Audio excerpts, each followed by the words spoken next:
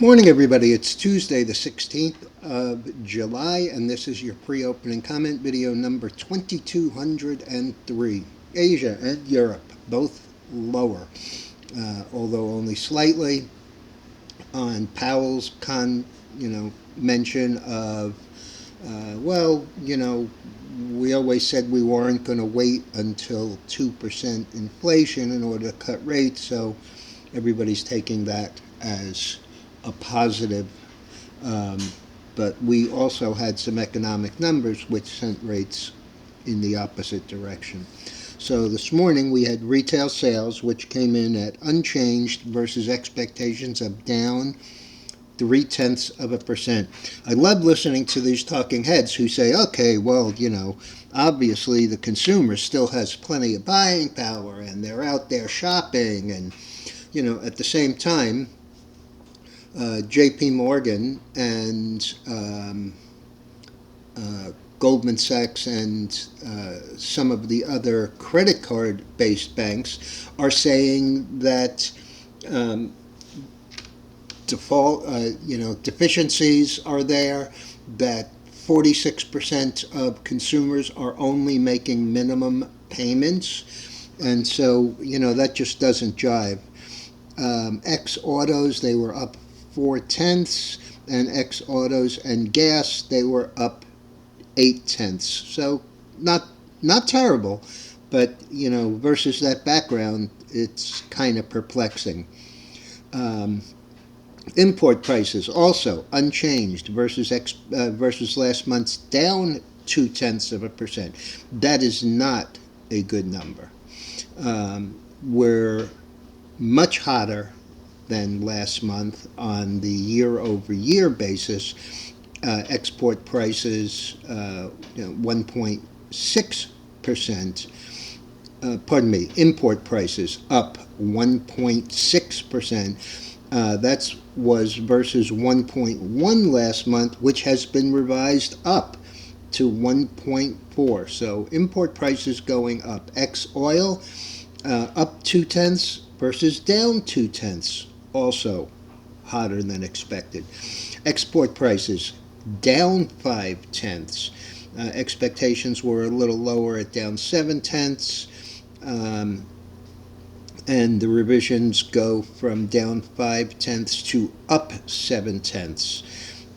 And that was versus a 0.5%. They didn't give me a ex agricultural. On the earnings front, we had B of A and Morgan Stanley, both with beats, stocks going in opposite directions. Bank of America, 42.86, up 97 cents, or 2.3%, while Morgan Stanley, also with a beat, 102.35, and that's down 282, or 2.7%. UNH 507 down $8 and change, or about a 0.5%, and that reflected a beat, but also their problem of their cyber attack that they had. They still evidently have not recovered from that. The chart on the screen is the copper, and the copper absolutely has to hold right where it is. The low for the day today is 450.10. That's right at the bottoms here. That's also right on the 20-day moving average. If this rolls over, I'm going to say that the first stop is going to be under 440. And right now we're almost 451, 450 and a half. So not pleased with that at all. We have options expiring this week, although we could see, a pretty big bounce. We have seen that in the past. Oil down $1.37. Heating oil down 4.5 cents. Gasoline down 4 cents. Nat gas, which has gotten unmercilessly pounded, up 2.5 cents. Really not much. Gold up $15. Silver up 12 cents, still really being a laggard. As I said, the copper 450 has to hold there. The low is 448 and a half. Cotton down again. Cotton has been doing nothing, as has uranium. So those two things that we watch doing absolutely nothing. Same situation with the soybeans. They have just collapsed. I want to show you that one because we've been talking about it for a couple of weeks here, and for a couple of weeks, all it's done is collapse. No sign of any real bottoming area. Let's switch to the weekly so that we can go back a bit and see when the last time. Oh, so we haven't been here in 3 years.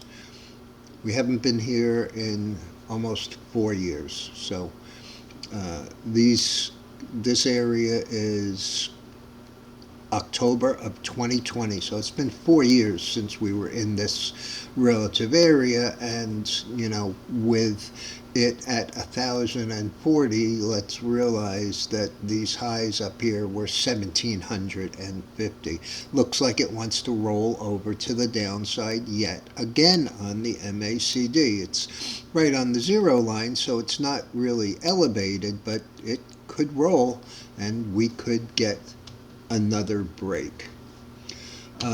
Let's see what else we have here. Bonds, which were up 25 basis points, are now up 15 basis points. The dollar is up 16 cents. A little bit more action on the upside, up another 450 on Bitcoin, up $10 on Ethereum. These had huge run-ups over the weekend. I think that the number for the actual cash was up about $4,800, and we were up about $3,700 in the futures because they play catch up to that market, which is open 24/7. So right all over the weekend. Let's go back to the daily so you can get a little better look at it. So we gapped up from a close around 58,000 and closed yesterday up 5,855, again up a little bit more today, but there is a lot of resistance up in this area. This 64 all the way up into this 67 area. I would really be surprised, even though I've been pointing out for the last 3 weeks that the MACD was crossing in a positive way to the upside as we were falling. So we came within striking distance of the 200-week MA, and yet the 5-week MA looks like it's a week or two away from crossing back to the upside. That could easily send us back to test to 72, 73,000. So we'll have to watch that. All right, folks, that's about it. Tomorrow we have, let's just take a quick look, economic calendar. Tomorrow, mortgage apps, housing starts, building permits, industrial production, capacity utilization, oil inventories, followed by Thursday's claims, Philly Fed, and leading economic indicators, and net long-term tick flows, which is foreign investment in our treasuries. That's about it. I'll be back tomorrow.